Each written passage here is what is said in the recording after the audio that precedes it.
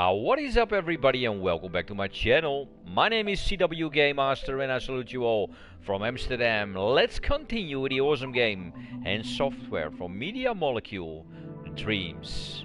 And this is the Dreams Workshop and Lessons to be Learned Part 4. So if you want to see the single player from Media Molecule, what this packet has to offer, go check out my first and second video and my third and this fourth video. We're going into the lessons. Let's start this tutorial. Are you ready to get those creative juices flowing? This tutorial's all about making your creations beautiful. Now, well, this is beautiful. This is Connie's front garden. But what's this? It's had all the color, style, and magic sucked out of it. Oh? But not to worry, Connie. We can help make the garden pretty again with the power of dreams. Just to start you off, all the lighting's already done. We can learn more about that later. And because I'm ever your servant, I've also grouped some of these objects just for you. Well, thank you. It'll make editing them quicker and easier. So what does the garden need? I see. Well, it could do with some color, texture, and movement. Luckily, the coat, style, and effects modes are the perfect tools to do that. They don't create new objects. They modify existing sculptures and paintings. And they work on groups. With just a little practice, you can become a master of them all. So let's start by adding some color with the tint tool. Open the assembly menu with the square button and go to the modes menu. Each mode has its own set of tools and options. The tint tool is in coat mode. It has an icon that looks like a pot of paint being spilled. Select it by pressing the X button. As you can see, the assembly menu has now been replaced with the coat menu. In the top row, you'll find options and helpers. Along the bottom, you'll find the tools. Now, which color to use? Open the colors menu in the top row of icons. Wow. These are color groups. You can expand a color group with X. Each group contains more shades that you can choose from. I'm going to find a green for the foliage, but if green's not your thing, you can experiment. Is the menu too long? You can scroll it by grabbing it with R2. Oh, wow. Pick a shade, or if you fancy a more painterly or organic look, choose the tumbler color at the end of the group. That will apply a random shade that changes as you work. Oh, that's cool. When you've chosen a color, you're ready to go to the next step.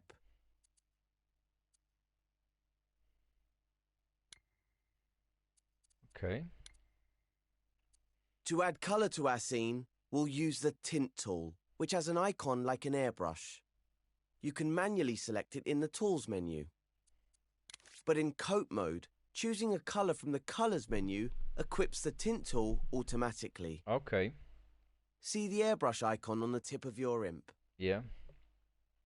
The tint tool recolors objects, either tinting or completely covering their original color. Just press and hold R2 to tint the objects at the tip of your imp. No need to select or scope into anything. The rounded clumps look a bit dreary in this scene. Let's add some color. You can see that the longer you hold R2, the stronger the tint gets. And with a tumbler color selected, it will cycle through different shades. If you make a mistake, you can undo using the left directional button. Okay, as normal. Or set your tool to subtract and you can detint. How do you do that? If you press triangle while the tool is active, your imp will change to an outline. So now it will remove tint instead of adding it. And that works on pretty much all of the coat, style, and effects tools. Just press triangle when they're equipped to make them subtractive. Try removing some color using subtractive tint now. Just hold R2 over the object. And to make the tool additive again, press triangle. Now that Okay. you've got to grips with that, you can colour in the whole scene with the tint tool. Go wild. Use different colours to tint the path, rocks, river, grass, trees, and the little cottage.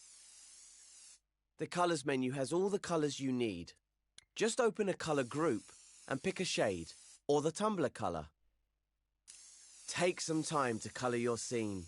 When you're done, move on to the next step. Okay, we will.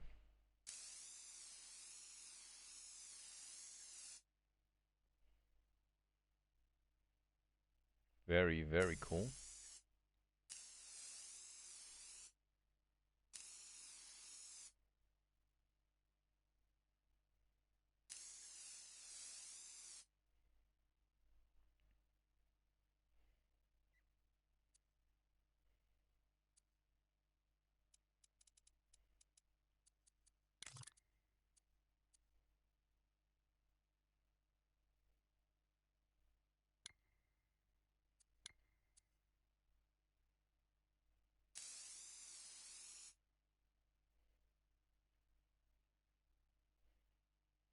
Wow.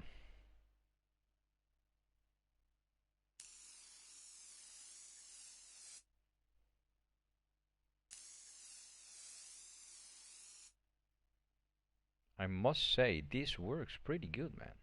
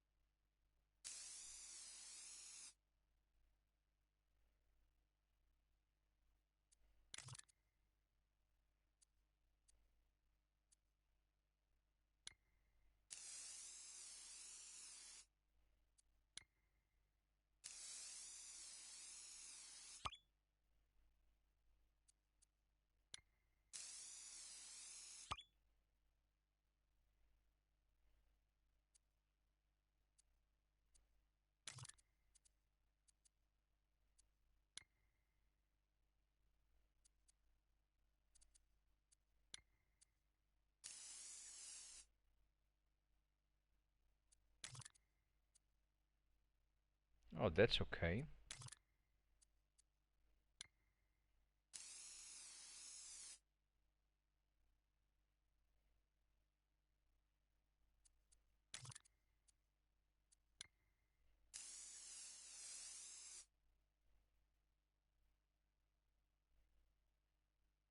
But that's a walkway, right?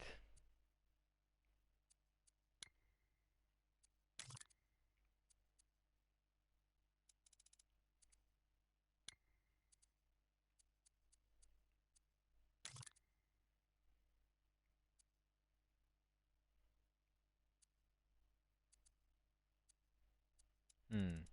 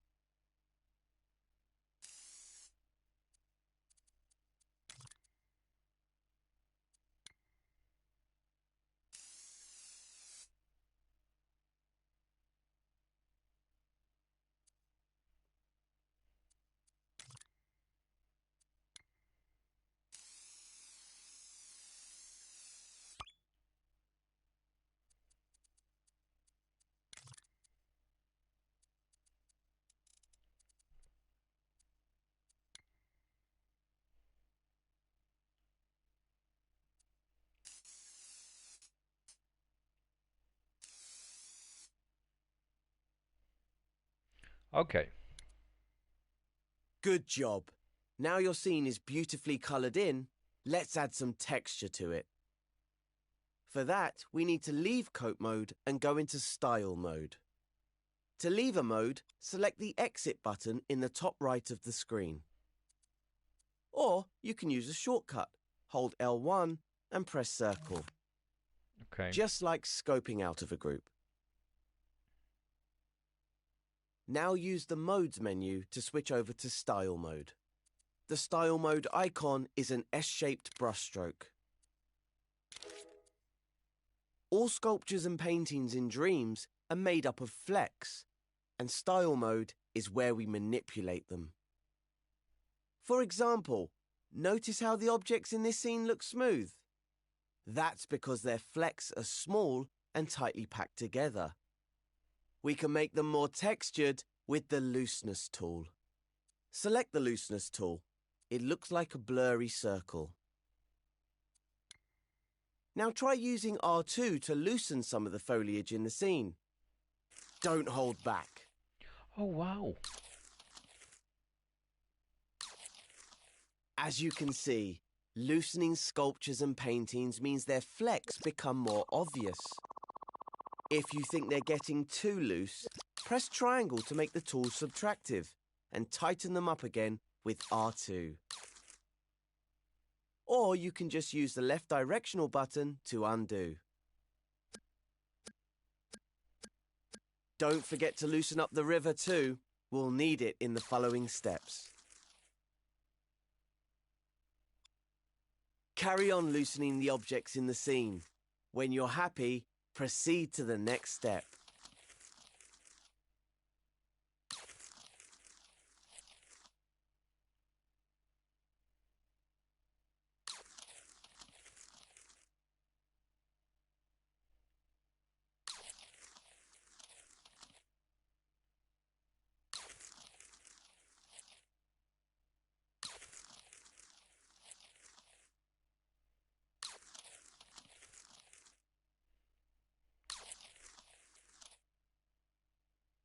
Okay.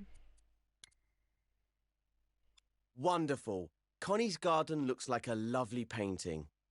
Let's look at the water now. Water has a reflective quality, so let's add some shine to the river. This is where the Finish tool comes in. Exit out of Style mode with L1 and circle and head back into Coat mode in the Modes menu.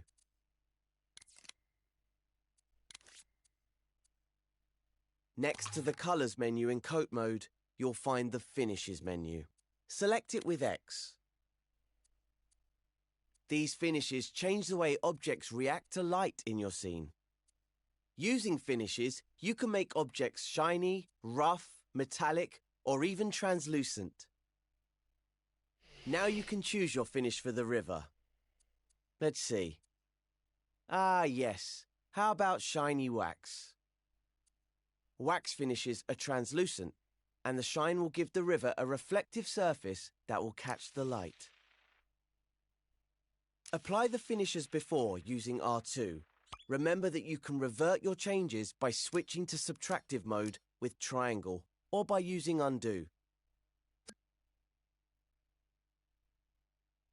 Try editing the finish on other groups and objects in the scene.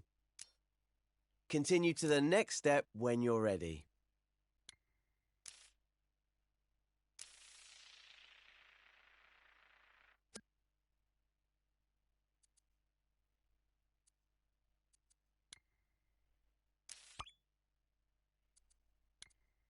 Okay. Our river looks nice and shiny now, but something's missing.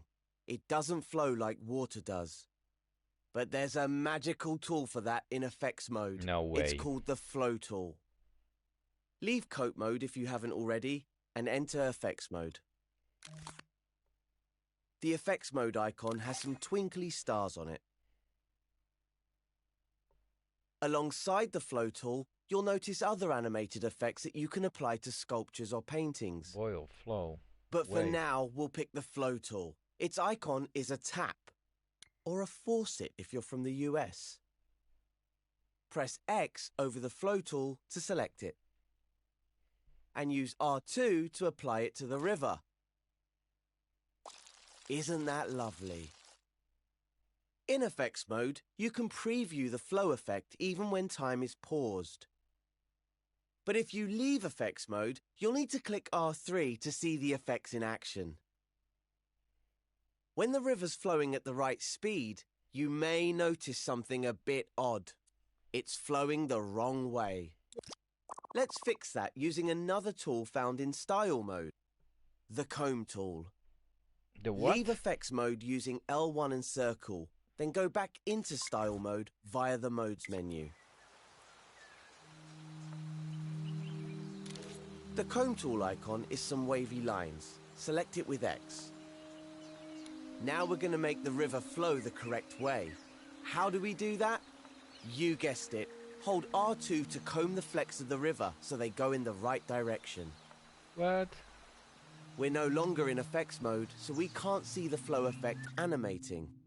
But just click R3 to start time, and you'll be able to see it again. The key is to move your imp in the direction you'd like the flecks to flow. A bit like you're combing the river's hair. Very stylish.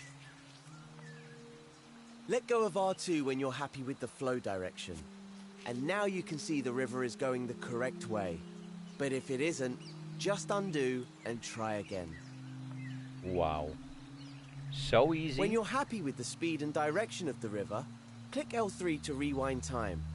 Then it's off to the next step. Wow. This scene is really coming together. Next, let's do something interesting with the chimney smoke. Move closer to the smoke so you can see the flecks clearly.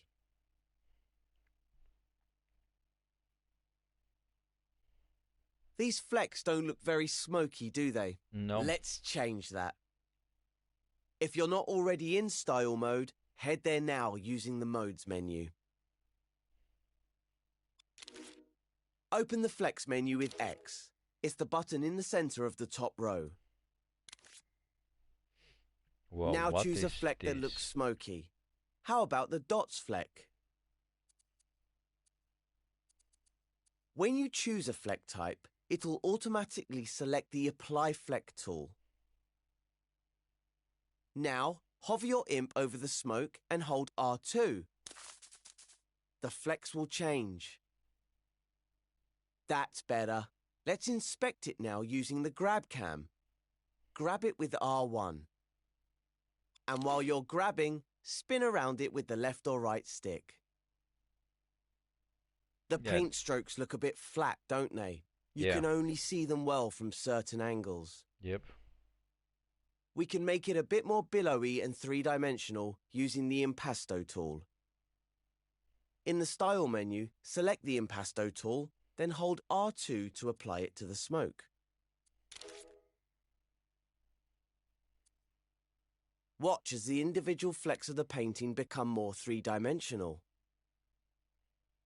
To see it better, use the grab cam to spin around the smoke again. You can also press undo and redo to compare the smoke with and without Impasto.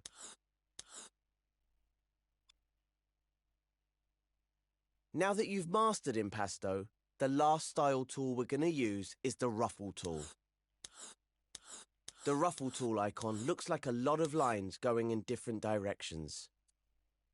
It will randomly rotate the flecks so they're not as orderly. It works in the same way as the other two tools. Select it with X, then use R2 to apply it. And switch the tool to subtractive by pressing triangle. Ruffle makes quite a difference, doesn't it? Why not see if you can animate the smoke using the flow tool in effects mode?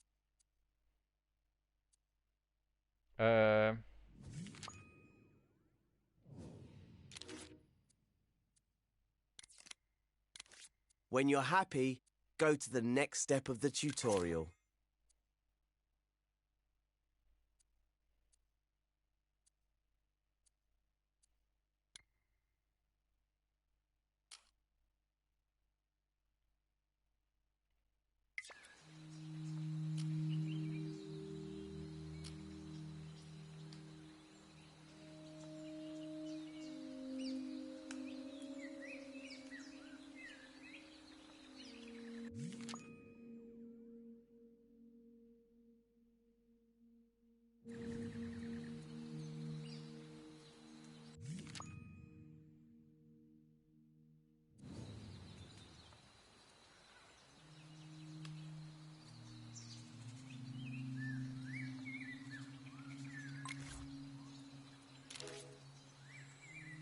Show me.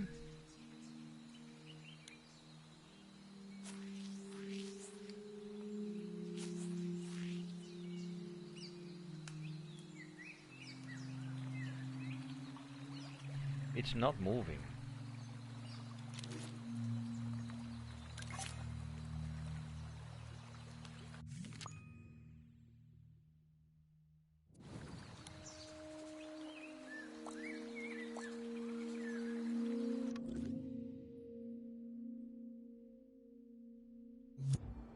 Let me check.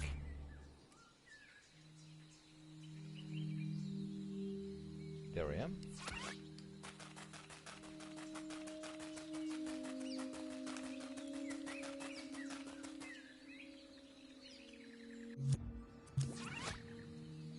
Well, the water is flowing.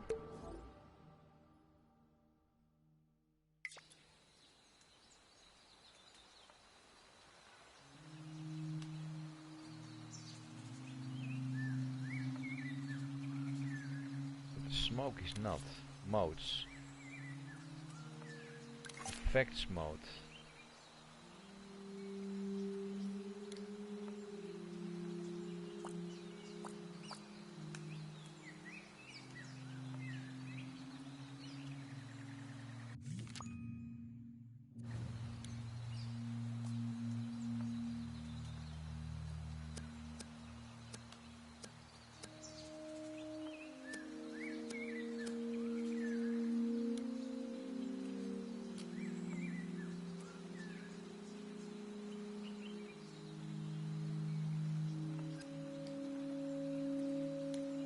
Now that the scene is looking good, we should make Connie's cottage look more welcoming for her.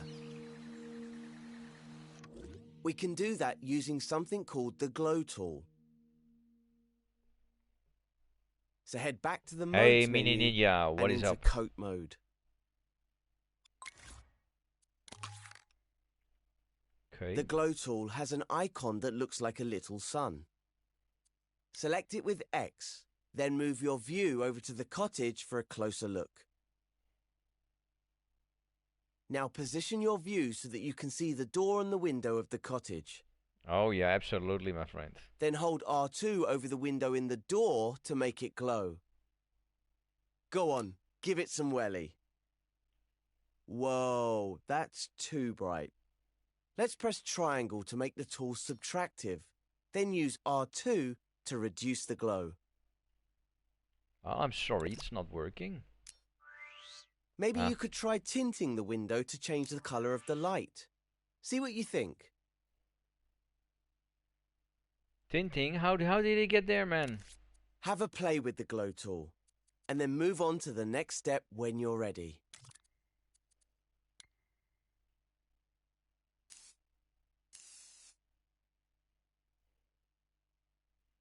I'm ready. Yeah, I also like to interact with people who have the Connie's same. in love with her new home. It's hard to believe that this scene used to be all grey and blocky. Let's try something. How different did we actually make it? To see, we can use a special trick.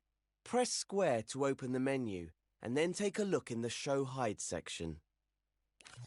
The Show Hide icon looks like an open eye. It can be found in most of the mode's menus. In the Show Hide menu, you can make all sorts of different objects visible or invisible. It only works in edit mode, so your scene will still look the same in play mode. Some of them are on by default, and some are switched off. Coat, style, Sorry about and it, my effects friend. is one of the options which is on by default. Its icon is a combination of the icons for all three of those modes. Try turning it off by pressing X over it. Wow, what an amazing difference. Oh yeah, That you can shows say you that how again. powerful these tools really are. Using coat, style, and effects, you can make even the most boring block come alive. Practice using the tools and see what you can come up with. When you're finished, go to play mode in the options menu and walk Connie into her beautiful new home. This will complete the tutorial.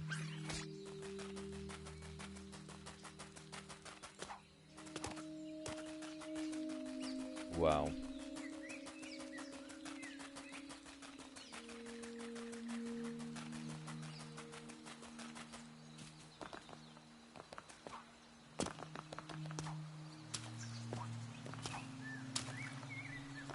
Come on.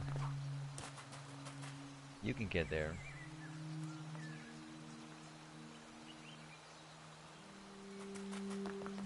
Well, thank God to that.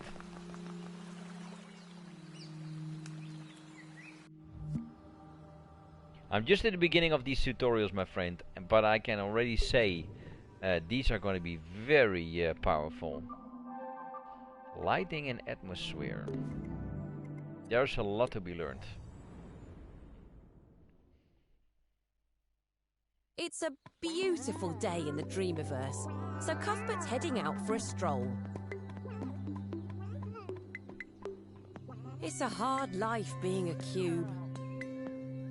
But Connie can't resist a practical joke, so she's dreamt up a spooky surprise for Cuthbert.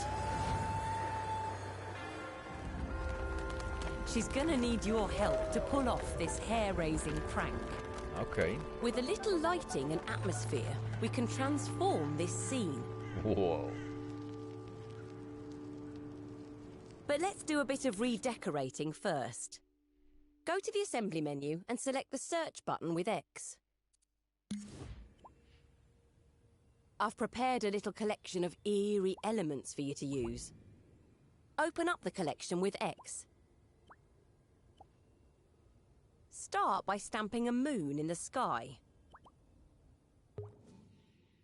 Whoa. Then stamp as many gravestones, crows, and flaming skulls as you want. Just make sure you don't block the path.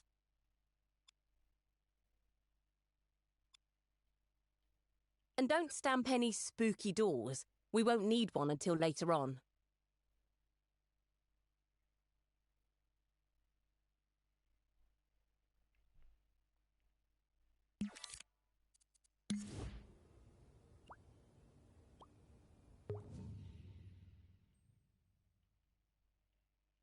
These spindly trees are made from paint strokes, which means they don't cast shadows. Delete them with the triangle button and replace them with the spooky tree in the collection. Wait a minute, man. You're going way too fast now. Delete them with the triangle. These spindly trees are made from paint.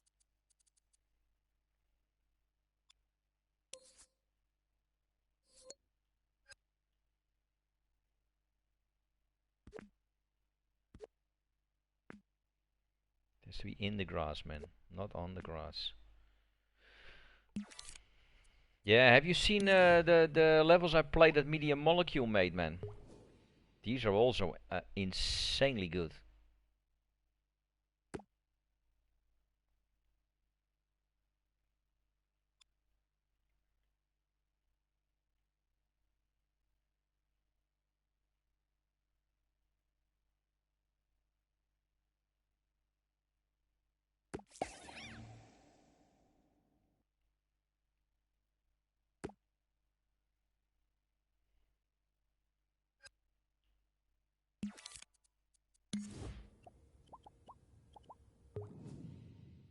Whoa.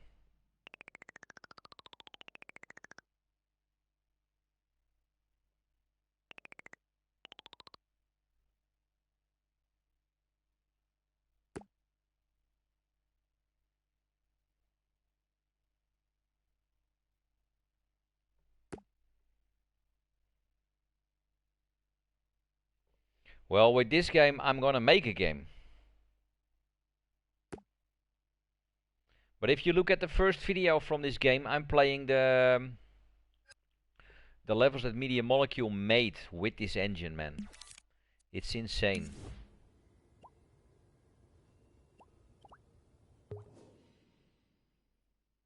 Oh wow, look at him.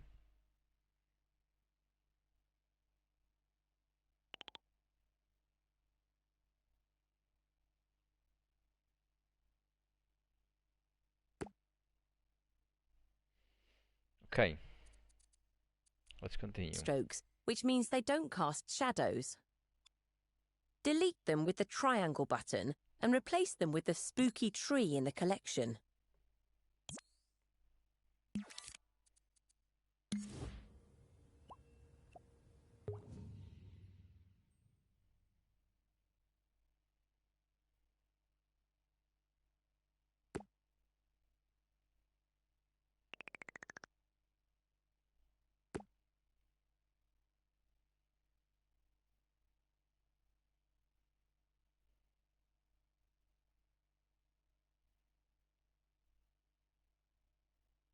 Once you're happy with the spook levels, move on to the next step, where I'll show you how to change the lighting in the scene.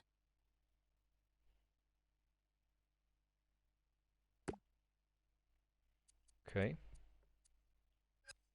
I have a lot to To learn, make man. the sky look like it's nighttime, we can use a sun and sky gadget. Go to the assembly menu and select Gadgets. Take a look in the cameras and lighting section. Here's where you'll find the sun and sky gadget. Its icon is a sun and a cloud. Select it with X and then stamp one above the garden using R2 or X. We only need one, so unequip the gadget with circle once you've stamped it. Sun and sky looks quite different to most gadgets. It's round instead of square, and it also has these two gizmos attached to it. Unlike most gadgets, the sun and sky gizmos are always visible. The ball on top of the gadget represents the sky image that's projected around the scene. Grab it with R2 to move the sky image, or hold L2 to rotate it using the motion sensor function or the sticks. Look at how the sky changes. The smaller gizmo controls the sun brightness, position and size. Grab the sun gizmo with R2. The sun gets brighter the closer it is to the sky gizmo. You can also move the sun around the gadget to change its position in the sky. This also changes the direction of the sunlight. The sun is the main light source in the scene. You can resize the sun using the up and down directional buttons while hovering over the gizmo. Resizing the sun doesn't affect its brightness, it just makes it appear larger or smaller in the sky. Try out the gizmos and get a feel for how they change the sky. You can always undo any changes with the left directional button. Start the next step when you're ready to continue.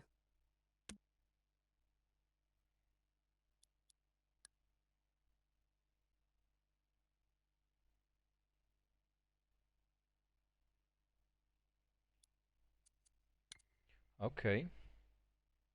Using gizmos lets us quickly experiment with different sun and sky settings. But for some deeper control, we can use the gadget's tweak menu. Hover over the gadget, hold L1, then press square to open its tweak menu. Okay. The sun and sky tweak menu has two pages. One for the sun and one for the sky. The first page is sun properties. It has all the settings we changed with the gizmo, as well as a few options that are only available in the tweak menu. Sun visible determines whether the sun can be seen in the sky, and cast shadows controls whether its light casts shadows. Okay. We're creating a night sky, so deselect sun visible. It's the button with the eye icon. Hiding the sun doesn't turn it off completely though. It'll still emit light in the scene, even when it's not visible, you just won't see it in the sky. You can change the colour of the sun using the colour picker. Hover over the colour picker and you'll see a ring around the edge and a triangle in the centre. Yeah. Grab the ring with X and move the dial to change the colour. Grab the triangle in the middle to change the shade.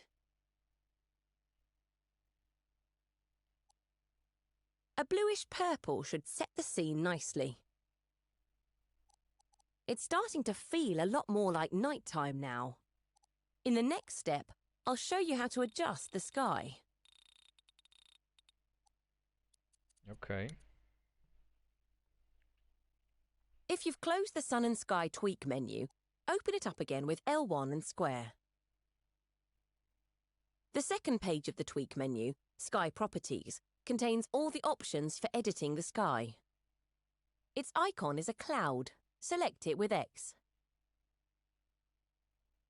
The tweak menu gives you more options than the gizmo. The first slider picks an image for the sky. Cycle through them by pressing the up and down directional buttons. Choose one that fits the gloomy scene. Use the sky gizmo to rotate the sky image. Find a position you like.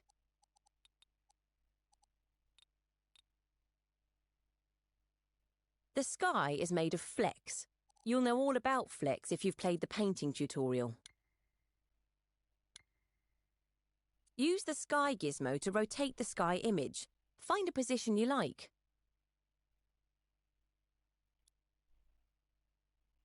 Okay. The sky is made of flecks. You'll know all about flecks if you've played the painting tutorial. You can pick a style for the sky using the sky fleck type slider. The next two sliders control sky brightness and saturation. If you turn the brightness down to 0, your sky will be pitch black. But if you make it a bit brighter, you'll still be able to see some of the sky's colour and detail. To change the colour of the sky, you can use the colour picker. It works just like the one we use to change the sun colour. Grab the outer ring with X to change the colour, then grab the triangle in the middle to change the shade. But if you've set the sky brightness or saturation to 0, you won't see any changes to the sky colour.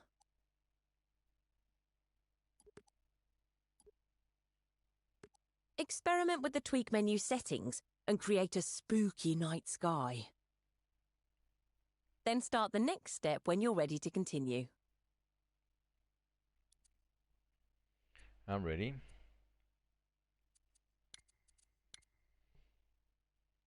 When creating a dark scene, it can be tricky to see what's going on. You could end up completely lost in a scene. If you do find yourself stumbling around in the dark, there's a useful guide you can use, which will temporarily turn off all the moody lighting. Go to the assembly menu, then select Guides with X. Look for studio lighting, then select it with X to turn it on. Ah, That's look better, at this. isn't it? Now we can see everything properly again. Wow. Studio lighting fills the scene with a bright, ambient light. Any lighting, grading or fog will be disabled so you can see exactly where everything is and what it looks like.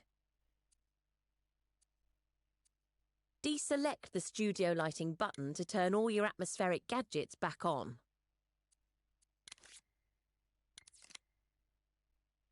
Studio lighting is only active in edit mode, so the scene will still be dark and spooky when we go into play mode. When you're ready to continue, go back to edit mode and start the next step.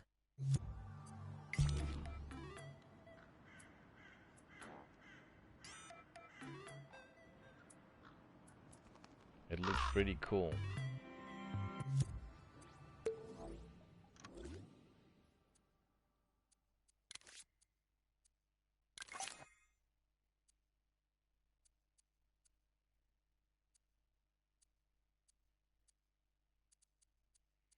No.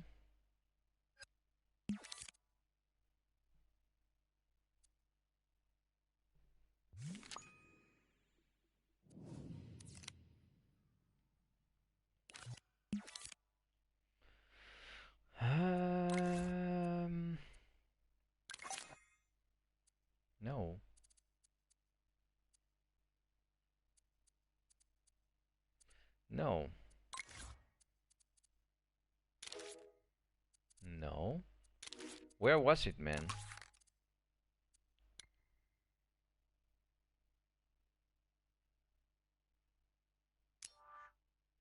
Ooh.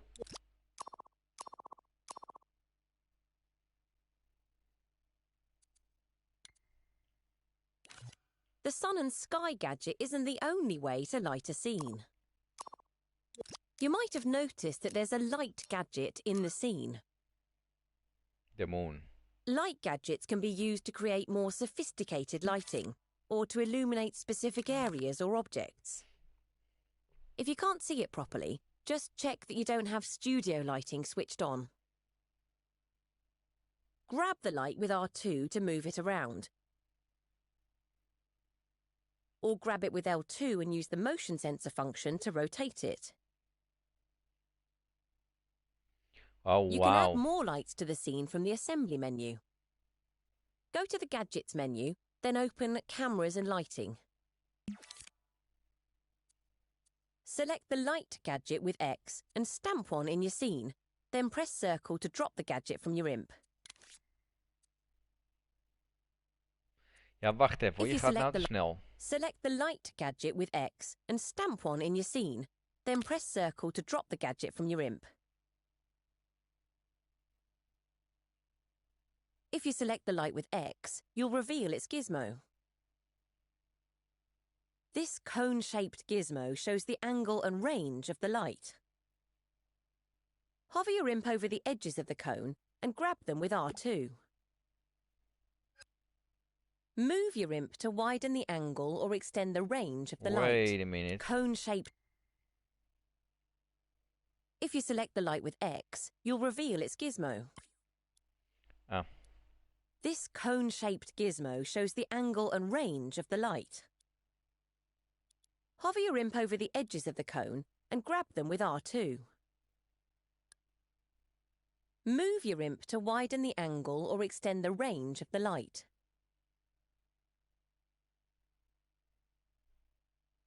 You can grab the white dot at the end of the cone to change the range, angle and direction all at the same time. Huh? You can move and rotate the whole light independently of the gadget by grabbing the positional gizmo with R2 or L2. Ah. When lighting a scene, it's important to consider how the player will see it. If you pull back from the garden, you'll see that there's a camera gadget in the scene. Switch over to play mode to see how the scene looks through that camera.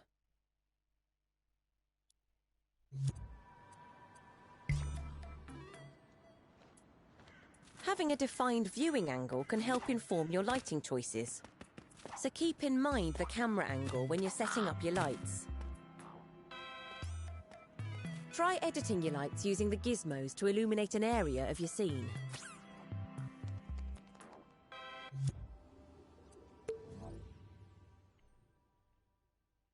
Of course, the gizmos aren't the only way to edit lights. Like everything else, lights can also be tweaked. We'll take a look at that in the next step.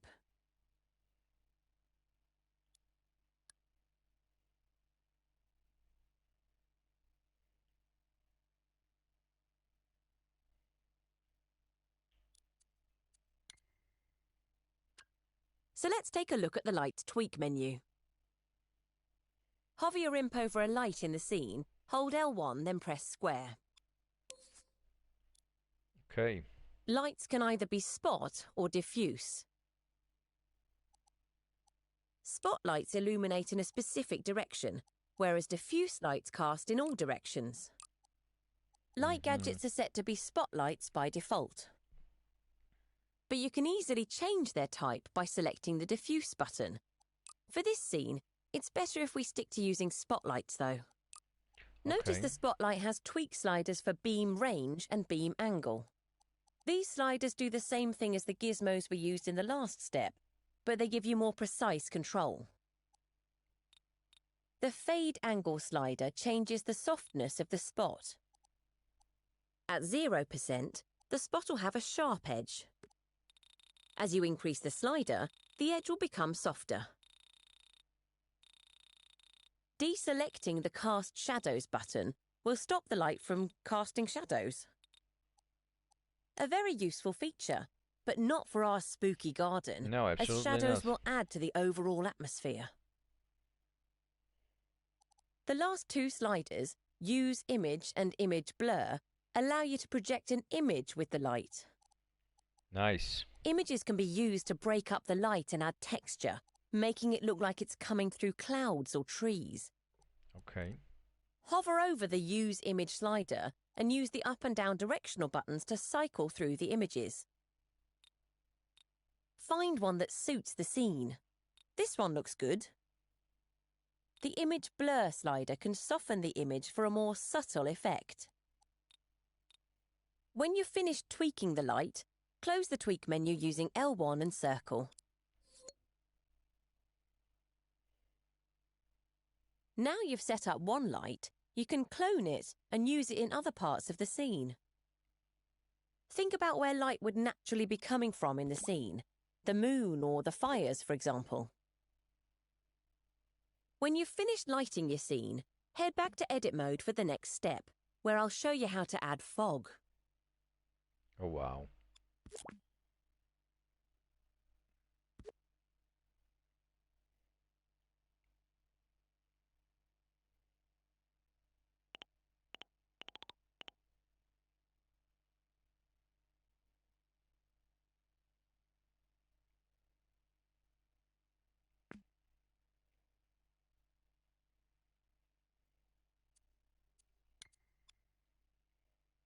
Now we're going to literally add some atmosphere to the scene using a fog gadget. Close any tweak menus you may have open and press Okay. circle to deselect everything in the scene. Okay. Open the assembly menu. Press square if it's closed. Select gadgets, then cameras and lighting. The fog gadget icon looks like a cloud. Select it with X. We'll use this gadget to create some low-lying mist Oh, in wow. the garden. Stamp a fog gadget somewhere in the garden with R2 or X. How about around one of the gravestones? Once you've done that, press circle to drop the gadget from your imp. To edit the fog, we'll use its gizmos. Select the gadget with X to reveal them. The zone shows you the area that will be foggy. You can grab the zone with R2 to extend it. Look closely and you'll notice that the fog gadget actually has two zones. The outer zone is the fog's fall-off zone. To adjust the fall-off, you'll need to hold L1 before grabbing the edges of the zone. Have a go now. Hold L1, then grab the zone with R2 to edit the fall-off zone. In the fall-off zone, the fog becomes gradually less and less dense until it's completely dissipated. Extend it to make the fog fade away gradually, or pull it in to have a tight ball of fog instead. Above the gadget, you'll find a position or gizmo. Use it to move the zone independently of the gadget. In the next step, we'll tweak the fog to change its colour and density.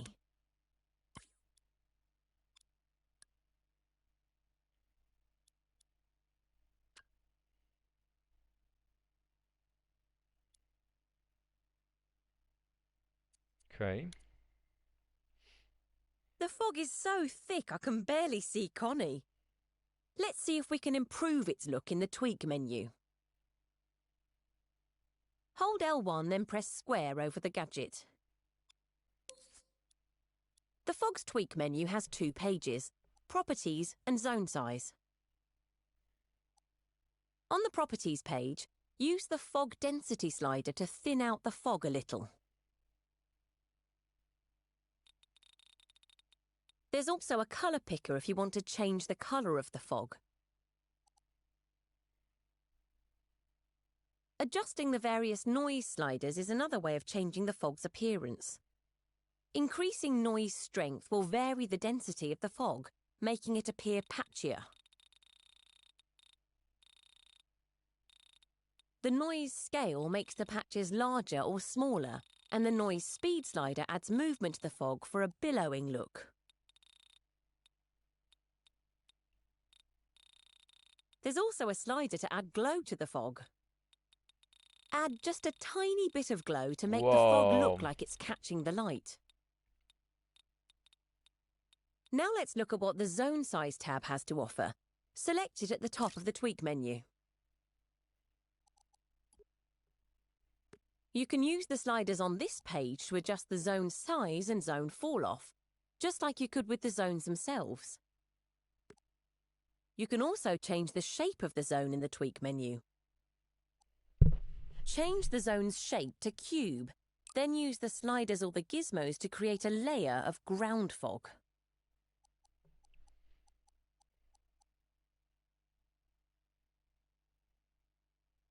Doesn't that look good? In the next step, we'll add some colour grading and effects.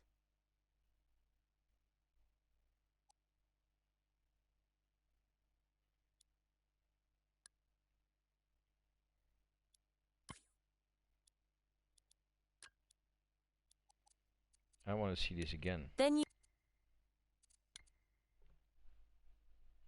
The garden is looking very spooky now. The fog is so thick I can barely. Fog's tweak menu picker if you want to shaders is an area. Noise speed. There's also a slider to add of the tweak menu. And zone 4. Doesn't that look good? In the next, change the zone's shape to cube, then use the sliders or the gizmos to create a layer of ground fog.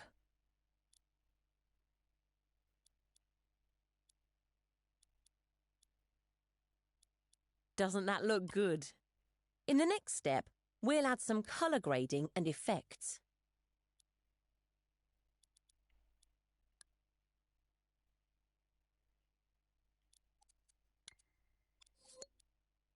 The garden is looking very spooky now. The finishing touches will be to add some grading and effects. Grade and effects changes the look of the whole scene. It's a bit like adding a photo filter. Let's take a look. Open the assembly menu. Press square if it's closed. In cameras and lighting, look for the grade and effects gadget. The icon is an instant photo with some sparkles on it. Select it with X, then stamp one anywhere in your scene. There are no gizmos for this gadget, so open its tweak menu to explore the settings. Grade and Effects is a powerful gadget with a handful of tweak menu pages. The first page, Light and Colour, has settings for brightness, contrast and saturation. I can't do anything with it. Try using the sliders to refine the nighttime look of the scene. If the grass still looks a bit too green, we can fix that by easing off the saturation. Use the brightness and contrast settings to bring out the shadows. Ooh, I'm getting chills. Everything in Grade and Effects changes the look of the scene in some way. You'll be able to figure out what most things do just by experimenting with them. Take a look through the rest of the tweak menu to see the gadget's full potential. On the colour tinting page, you can individually tint the shadows, midtones and highlights of the scene.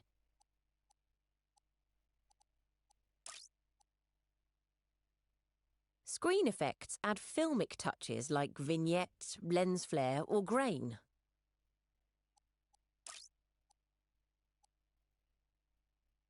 When it comes to grading and effects, there's no right or wrong answers. It's all about creating a look that suits your scene. Most of the time, less is more, but it can be fun to test the extremes too.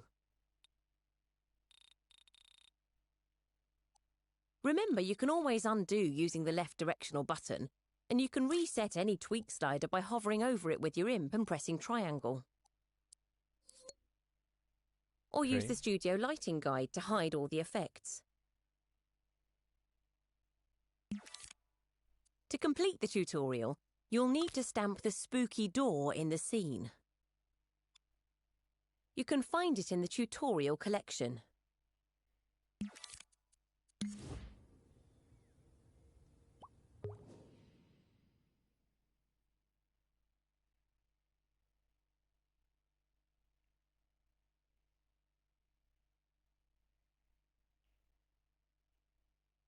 Once you've placed the door, head into play mode. Walk Connie through the spooky door to see what Cuthbert thinks about the garden's new look.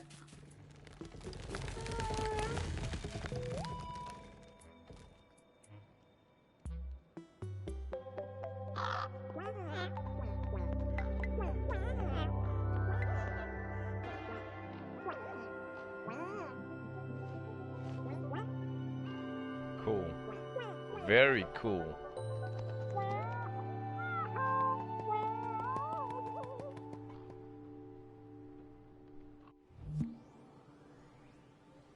Another tutorial is gone. Cool. Lighting and atmosphere.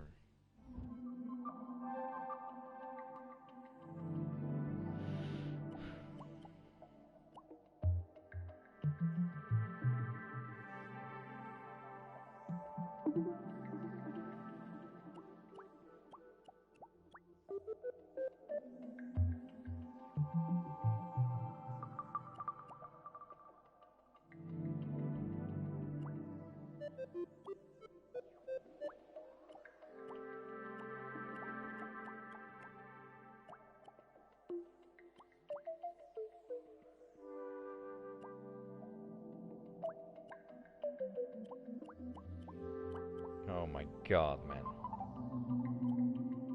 There's so much to do. There is so much to do. Okay, we continue with more of these workshops later on. For now, let's do some dream surfing.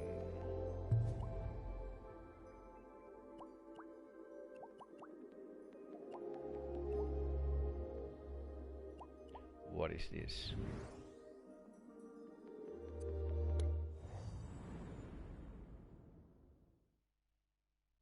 Wow, man, look what somebody made in dreams. This is just a sculpture, but it's insane.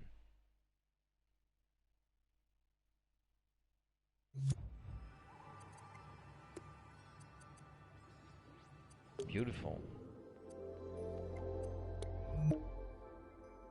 No.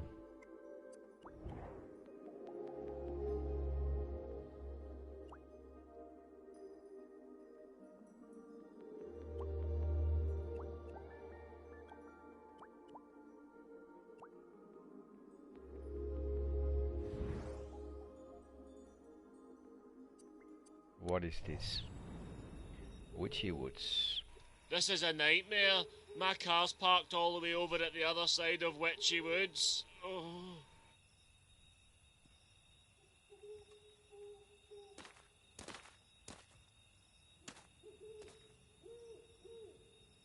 Oh wow, there was something there.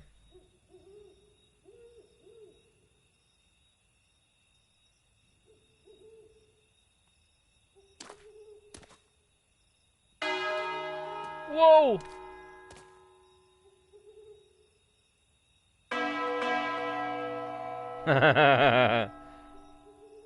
Okay, that's funny. No. Here in What's New, you'll find all the very latest creations, as well as some reminders of things you might have missed.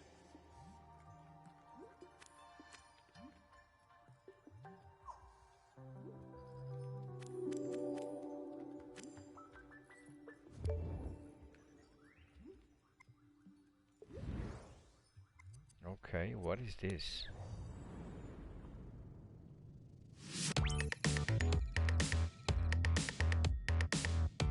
Oh no, I don't want to play that.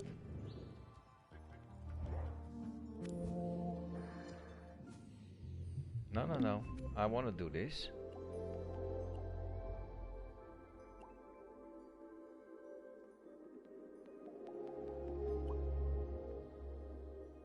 What is this? Oh, that's art stream. Well, I've done art stream.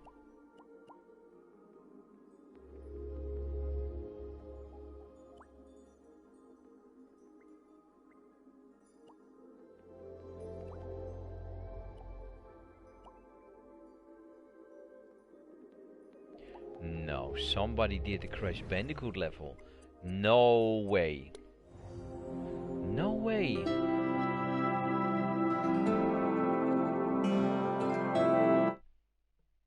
No way.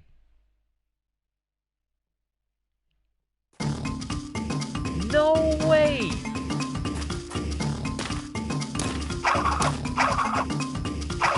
Wow. It needs animation there, but it's a pretty dope.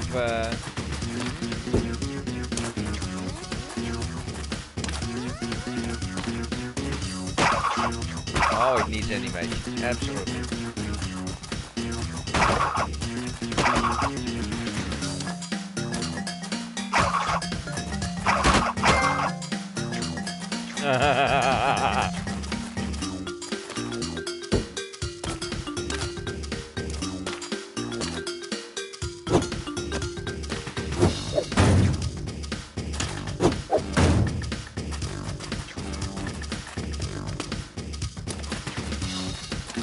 This is insane, man.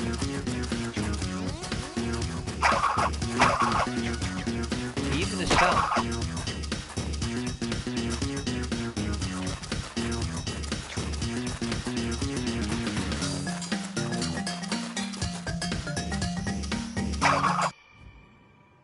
Wow.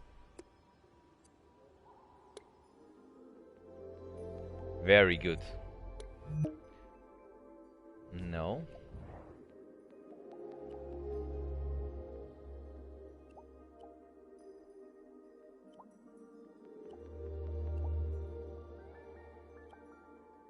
What is this?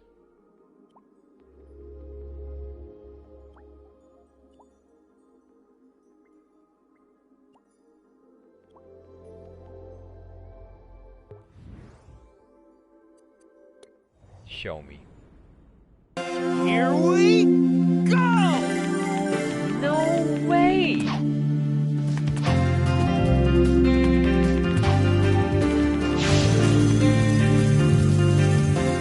My mouth is dropping now. How in the world?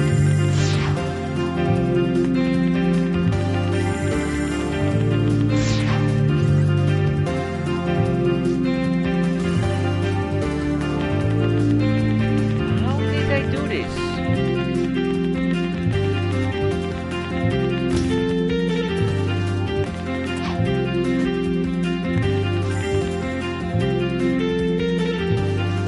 Here we go!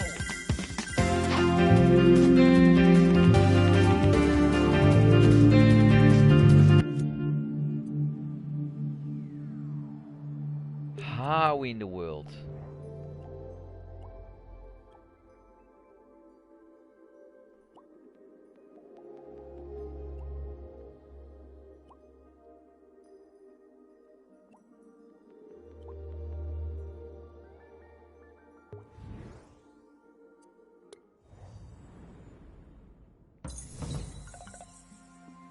Get to the exit.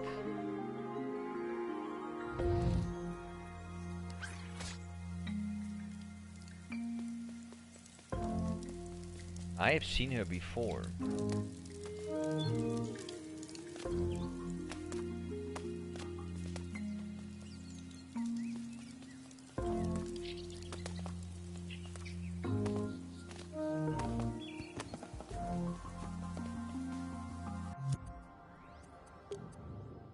I'm just going quickly through some stuff, guys. My neighbor Totoro? Oh, that's audiovisual, okay.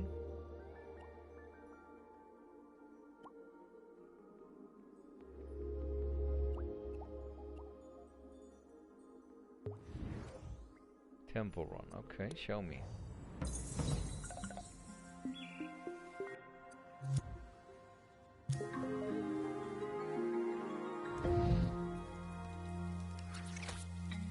Ah, she's been reused many times.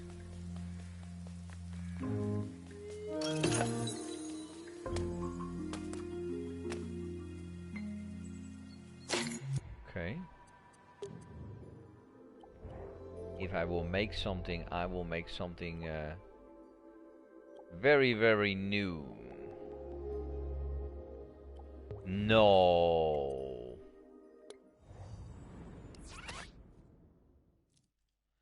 Even how can you make this?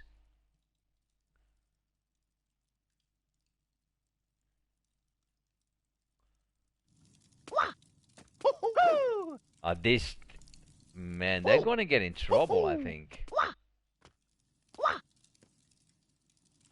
How can you sculpt Mario? How? Look at him.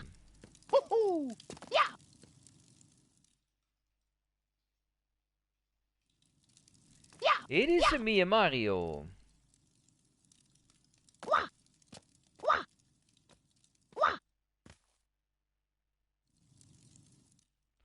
Wow. You did good.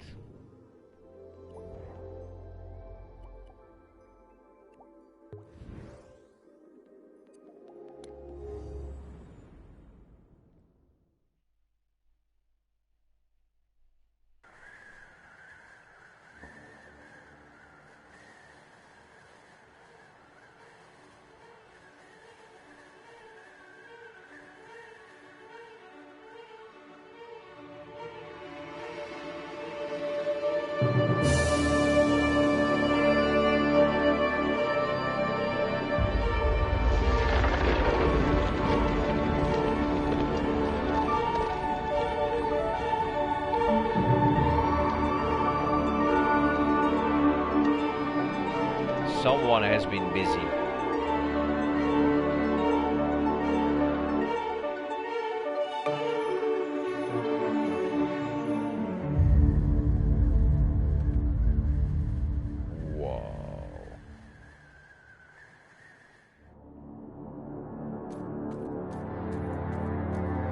Oh, thank goodness. You're aware. Listen very closely, adventurer. Artifact I gave you has awoken your mind in this realm of dreams and will allow me to communicate to you over vast distances. You are our last hope, and we need your help. In this realm, the laws of reality as you know it are inconsequential, and just by focusing your mind, you'll be able to accomplish feats that were never possible in your lands. You'll be able to run faster and jump higher than you ever could before, as long as you focus your mind. Give it a try. Good. See? If you remove the limitations in your mind, you can begin to do the impossible. Look over there, a floating crystal. These will be very important to your journey and represent the mind of another that's trapped forever. Wow. Encased in a perpetual nightmare for all of eternity, lest we help. Shatter it and free the mind within. How? Use your imagination once again and conjure weapons to destroy the crystals once and for all.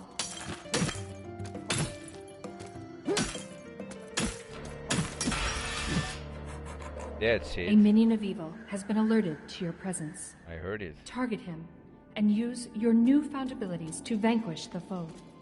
Dodge and time your attacks effectively to avoid being incapacitated.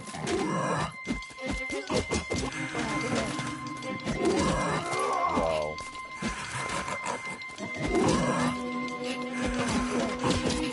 remember, this is just the beginning.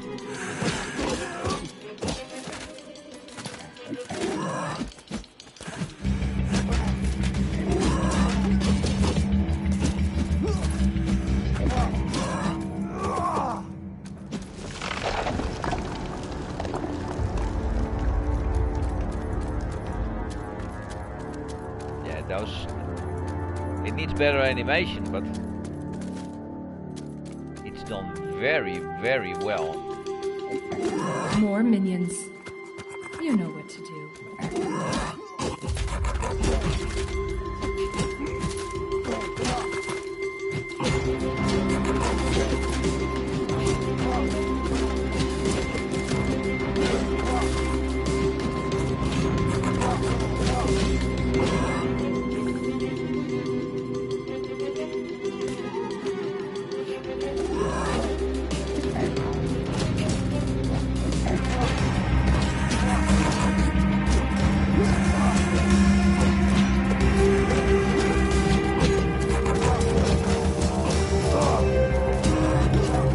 Got it.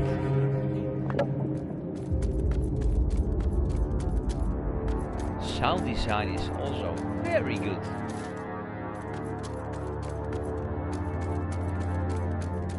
Just think if they polish this, man.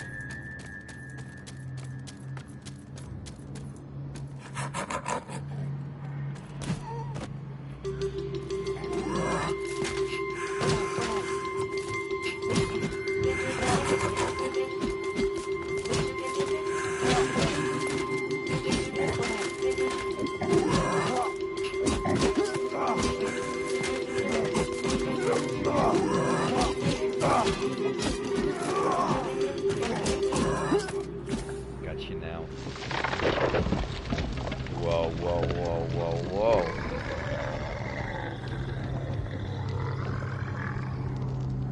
No, you've awoken a golem. He will not be so easy to vanquish. You will have to use everything you've learned so far to be victorious.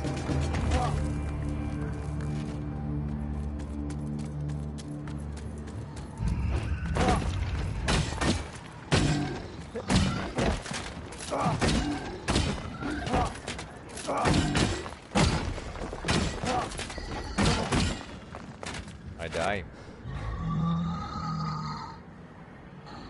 You need to be more careful on your travels. I have recovered Wow. your consciousness for now. I'll play this later, but he gets a big thumbs up for me. Well, everybody, I'm sorry to say, but that's it for today. My name is ZWGamemaster, and I salute you all from Amsterdam. Please like, subscribe, and share, and put a thumbs up because it really helps me out. And like I always say, it started with Pong, and I'm still going strong. Thanks for watching, everybody. See you later. Bye bye. Just one more try.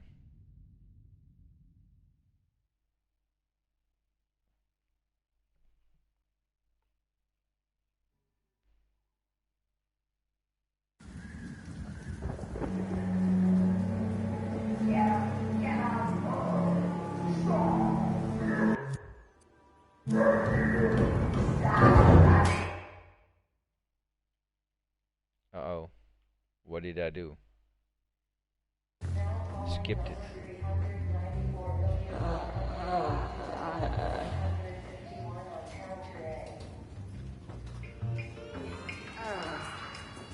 What? What?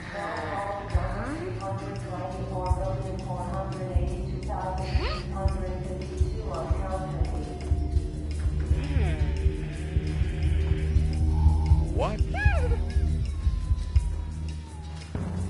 Now calling number 394,482,653 on counter A.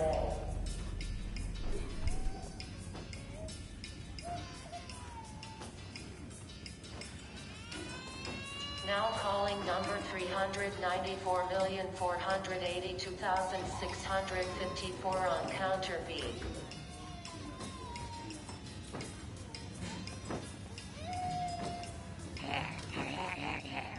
Now calling number 394,482,655 on counter A.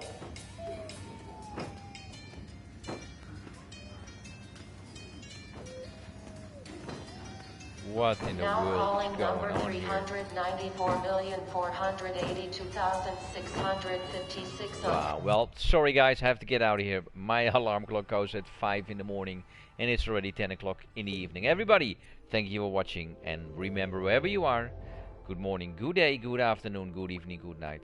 Make it a great one. I already see I can get totally lost within this game. See you later, everybody. Bye-bye. Oh, wow, walk the plank. I have to get out of here. See you later. Bye-bye.